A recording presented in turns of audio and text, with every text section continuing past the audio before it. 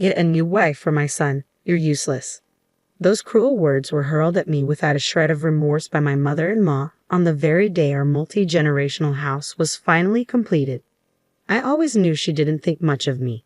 Despite that, I had agreed to build this house, taking her feelings into consideration, but I never expected to be treated with such disdain. I stood there, speechless as she smiled smugly. My husband looked as pale as a ghost. She had no idea how deeply her words would cut. My name is Elena, and I'm 30 years old. After graduating from vocational school, I worked at a production company, drawing illustrations. 2 years ago, I became an independent contractor, working as a freelance designer. While I no longer enjoy the benefits and set holidays I had when I was employed, my income has increased significantly, allowing me to save more than enough. My husband Camille, whom I married 3 years ago, has been my biggest supporter. He encouraged me when I was contemplating becoming independent. Elena, I believe you can be successful on your own, he said. But if I fail, I'll lose my income, and it will be a burden to you, Camille. Don't worry about that. We're a team, remember? If you want to try something new, I want to support you. Camille, don't worry. No matter what happens, you're not alone. I'll support you with all my might. Thank you. I'll give it a shot. With Camille's unwavering support, I ventured into freelancing.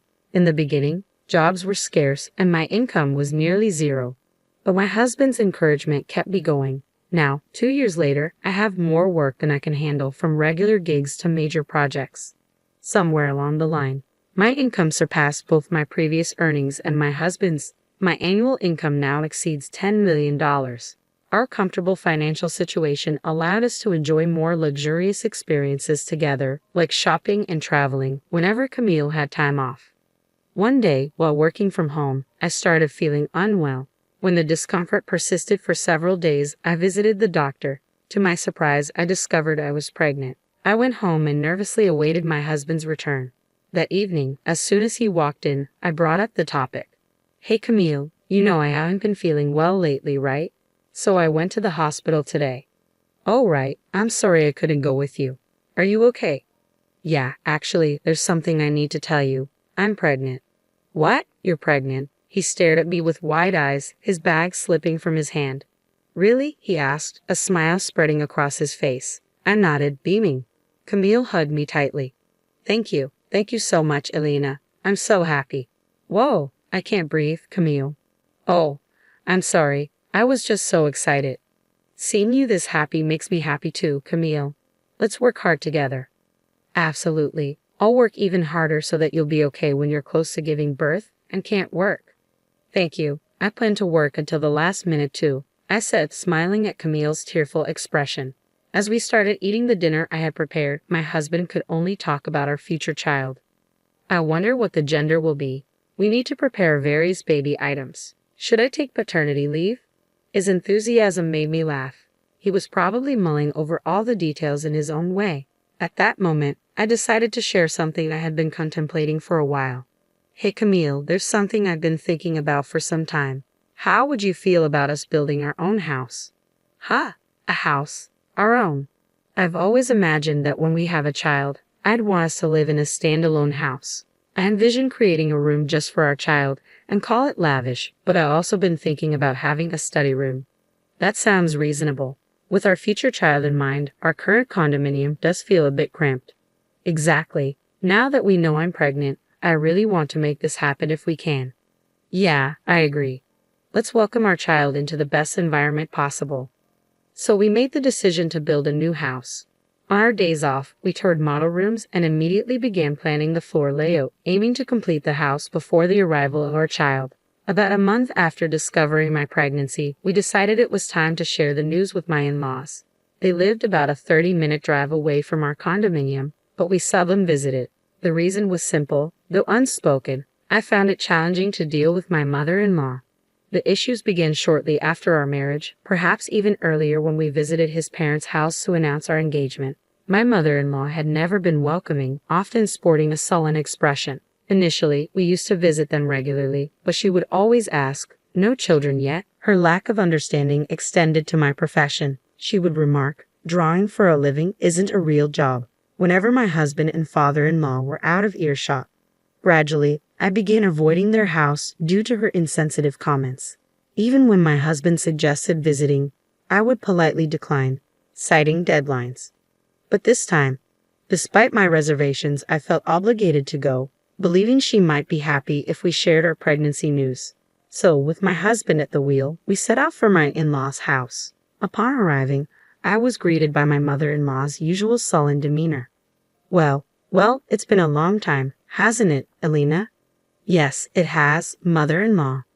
I wonder what you've been up to. Surely not just drawing all this time, right? That's what my job entails.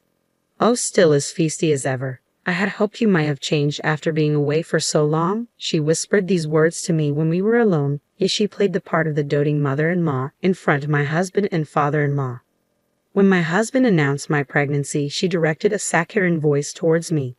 Oh my Elena, congratulations. I'm truly delighted to hear I'll be seeing my first grandchild so soon. Aha, thank you. Is the baby a boy or a girl? We don't know yet. It's still too early to tell. Well, the gender doesn't matter as long as the baby is healthy. Yeah, you're absolutely right, I replied, forcing a smile to keep the atmosphere pleasant. After that, we all engaged in casual conversation, with my father-in-law joining in too. Then, amidst the light-hearted banter, my husband dropped a surprising piece of news.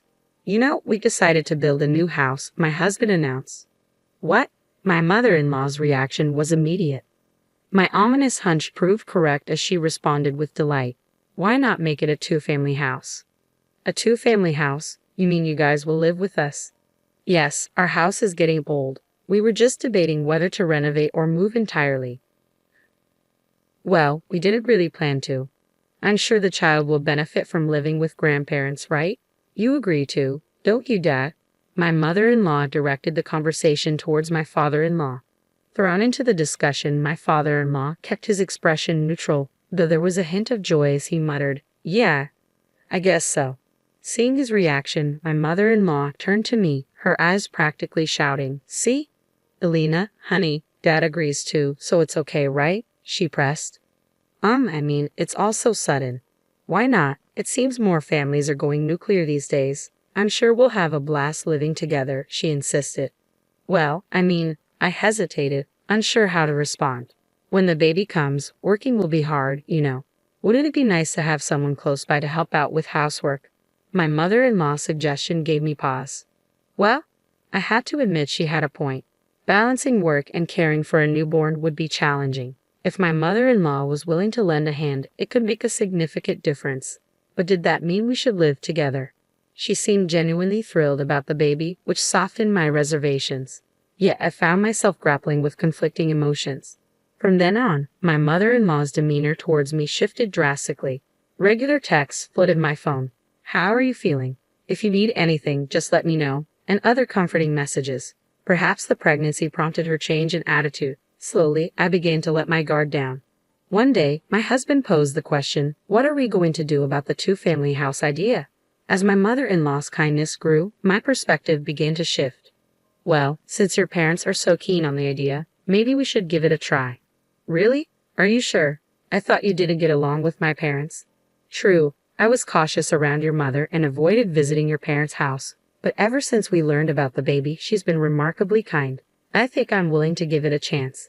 I see. Thank you, Elena. My mom can be a bit self-centered, but I think she's genuinely excited about our child. Yeah, I can sense that too. Well, we'll need to adjust our plans then. Let's talk to the construction company. A few days later, we returned to the construction company we had consulted before and informed them of our decision to proceed with building a two-family house. With some floor plans already in mind, we worked to expand upon them. The process of designing our new home progressed steadily, with us occasionally bringing my in-laws along to consult with the construction company. But I remained oblivious, unaware that this decision would lead to such a predicament. A few months later, as I entered my third trimester, construction began. When I called my mother-in-law, Emil, to share the news, she dropped a bombshell. I've waited so long for this moment. I was getting pretty tired of having to be nice to you. What? Mother-in-law? Your baby is a girl, isn't it? You're so useless. Didn't I tell you not to have anything but a boy? Wait a minute, when I told you the gender last time, you said girls' clothes are cute. That's nice too. That's because your husband and Camille were there. You're not an idiot, are you? Is that so? Her words struck me like a heavy blow. I was rendered speechless as she continued mercilessly. Just so you know, it's too late to regret it now. The house is already under construction. I was just pretending to get along with you to ensure we'd live in the new house. Mother-in-law. Oh, by the way, I've made quite a few arrangements. Look forward to it, all right. With that, she hung up, leaving me with the dial tone. I couldn't fathom what my mother-in-law meant by arrangements, but the realization that she hadn't changed at all hit me even harder. I wanted to confide in my husband, but I couldn't bring myself to disrupt his happiness as he joyfully anticipated the baby's arrival. I had hoped to settle the matter after giving birth and calming down by the time the house was completed. A few months later, our daughter arrived safely, and the house was finished about 6 months later. We had briefed my husband on the rough details, and we agreed to keep our interactions with my mother-in-law to a minimum while allowing her to live in the two-family house we had built. However, on the day of the handover, my mother-in-law, brimming with anticipation, said to me, "Finally, this moment has arrived, Elena. Thank you for your efforts. From now on, you're on your own. Best of luck with your job and childcare." Excuse me, mother-in-law? Not only me, but my husband and father-in-law were also left speechless. My mother-in-law, perhaps thinking that since the house was built, anything would suffice, continued to utter heartless words. "I'm sure you know I despise a bride as charmless as you. If you're aware, why not just leave with that child?" Wait a moment, what are you saying? I found a new bride for my son. Divorce your incompetent husband again, all right? I've reached out to everyone I know who has a daughter. I searched for a docile girl among them. I believe she'll be obedient and become a housewife as I desire. In that moment, something inside me shattered with a deafening crash. A new bride? You must be joking. I was considering letting bygones be bygones and allowing her to stay with us. Enough, I'm going to evict her. With unwavering determination, I confronted the smirking mother-in-law before me. You're the one who needs to leave. Mother-in-law, what? What are you talking about? This house was built by my son, so there's no reason for me to leave. Oh, you're quite confident, aren't you? Naturally, even if you ask me to leave, it's my son's house, so I'll continue living here. Observing my mother-in-law's excessive confidence, I couldn't help but chuckle. Meanwhile, my husband spoke up slowly, his face straining of color. Mom, don't tell me you didn't know. Ha! What do you mean, Camille? This house, this duplex, was built under Elena's name. What? The proud smile my mother-in-law had been wearing just moments ago vanished instantly, replaced by a look of shock. Visibly upset, she struggled to form her words. What are you talking about? She doesn't even have a job. How could she? That's what I've been telling you. Elena is an independent woman. She earns much more than I do. Is that true? Absolutely. When we decided to build this duplex, we exceeded our budget, but Elena covered the extra costs. What? That can't be true. The once smiling mother-in-law quickly paled, her expression now ashen. The final blow came from my father-in-law. He leveled a sharp accusation at my mother-in-law, who crumpled under the weight of his words. What was that remark you made earlier? Are you telling me you've been treating Elena like this behind our backs all along? And what about wanting a new wife? No, that's not it. I was just considering what's best for Camille. What's best for Camille? This was all you're doing. How could you treat Elena this way? I never thought you could stoop so low. I wanted to. No, please. Father-in-law declared, I'm going to get the divorce papers, and left the room. Left alone with me, mother-in-law turned to me, her eyes brimming with tears. Elena, please, you have to help me. If things continue like this, he's going to divorce me. What do you mean by help? This situation is of your own making, isn't it? Please, just say that I admit I was wrong. From now on, I'll accept you as my daughter-in-law, okay? Please. Despite her plea, there was no sincerity in her words. Looking at mother-in-law, who cared only about herself. I felt a wave of disgust wash over me. I stared at her with the coldest gaze I could muster and spoke firmly. Accept me as your daughter-in-law. Your acceptance means nothing to me. We're not a family anymore, remember? You have the audacity to apologize without meaning it? You're despicable. How dare you call me? Excuse me. You, who have been hurling insults at me this entire time, are now playing the victim. You squandered the opportunity I extended to you. From this moment on, I will never forgive you. You are not welcome in this house, and you will never see our daughter again. If you comprehend that, then leave right now. You are worthless. Leaving mother-in-law standing there, my husband and I, holding our daughter, entered the house. We locked the door behind us, denying mother-in-law entry. Despite her relentless shouting outside, we ignored her. Father-in-law returned with the divorce papers. He insisted mother-in-law complete them on the spot, and then promptly filed them. It transpired that mother-in-law had been borrowing money from father-in-law. She was given an ultimatum: repay the money immediately or face divorce.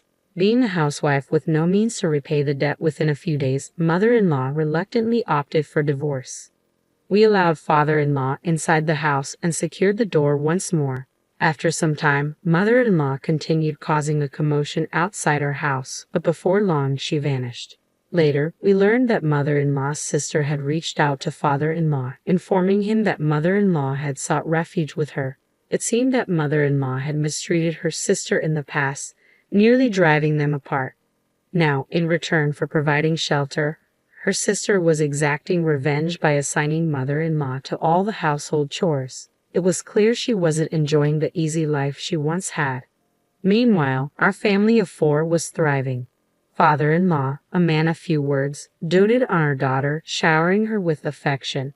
His presence alone sufficed to fill her with love.